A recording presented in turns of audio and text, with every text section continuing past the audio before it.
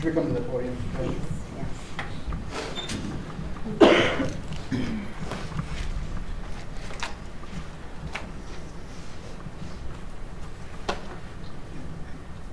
So Ms. Jones first has a statement that she would like to read for.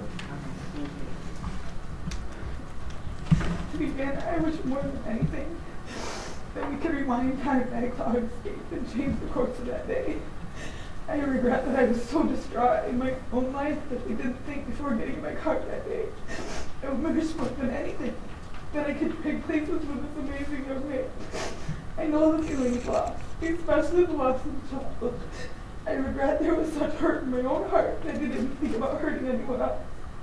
The loss of my own son makes living unbearable. It breaks me more and more each day. It haunts my every move. I beat myself up all day, every day for the hurt I've caused. I would never want anyone to know what the loss of a child feels like. I wish more than anything that I could take away the pain that you feel every day. I've struggled since I was released from prison.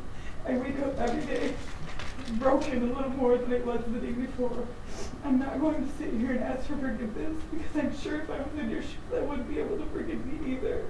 I just want you to know that I'm not a monster and that I beat myself up more than anyone ever could. I feel forever live with the hurt I've caused, and for that I'm so sorry.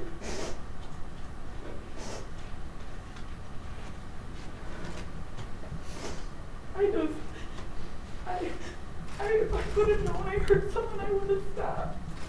I would have never want her to go through this as a parent, either one of them. I know what it's like to lose a 14-year-old son. And it's heartbreaking, and it's debilitating. And I'm so sorry, but I just don't know what else I can do. I would trade places with this young man any day of the week, and I wish I could. But here I am now, and my words might not mean anything, but that's what I feel. Thank you for making what appears to be a very heartfelt apology. Thanks, Judge.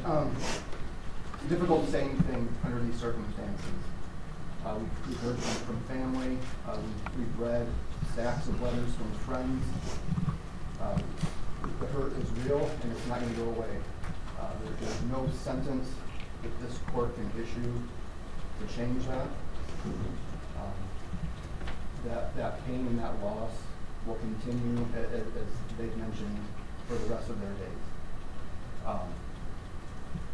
There's nothing that I can say, there's nothing that Ms. Jones can say that would sound anything other than deflecting that responsibility and mitigating her responsibility here. And that's not what Ms. Jones asked me to do today. That's not what I'm going to do today.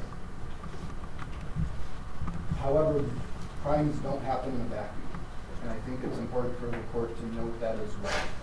I know that you do. I know that you take these seriously.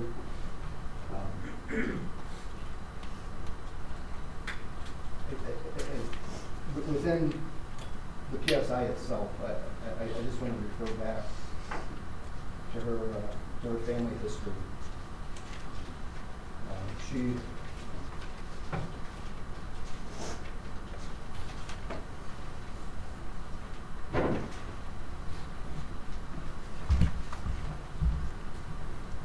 When she wrote her family narrative, she mentioned how her dad had been in prison her entire life, how she was raised with physical, mental, and sexual abuse, how there was CPS involvement in her life from a young age, how there was substance abuse.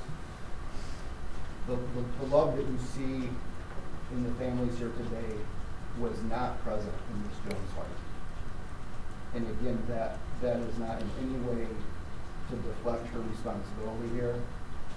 But again, I think it's important to note where she's coming from. She mentioned the loss of her own child. That loss was also rooted to drugs. Her own child, while she was in prison, OD.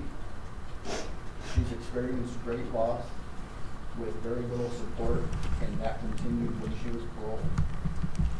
She was placed back into a bad situation, frankly, because she didn't have any other field situations to go to. She was living in a situation where there was continued drug use. She herself got back into drugs. She fully admits that. When people are presented with a stressful situation, I think they fall back to what their training is or what they've been accustomed to. And I think that explains in some small part Ms. Jones' actions on this night of Odyssey. As she said, she would trade places in a heartbeat, and having many conversations with her, I think that's true. As she also said, there's no words that she can say here today that really will have any effect moving forward. She's here fully accepting responsibility for what happened and for her role in that. And as Your Honor is aware, a no contest plea can be offered for a variety of reasons. The reason it was offered here wasn't because she wasn't accepting responsibility, but it was due to her lack of independent recollection of what happened. But having said that, she still didn't want to challenge it. She made very clear to me from the very beginning that she did not want to challenge it, that she was prepared to accept responsibility and accept her punishment for her role in this.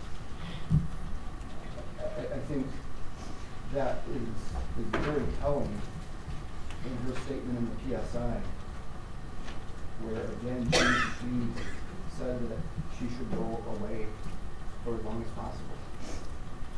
That is not a sentence that I read very often in the PSI.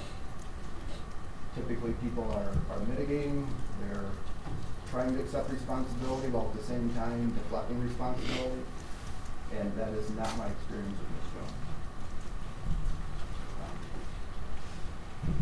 Again, I understand that there's nothing that I or Ms. Jones can say to change that date, but I would ask the court to consider all this information when imposing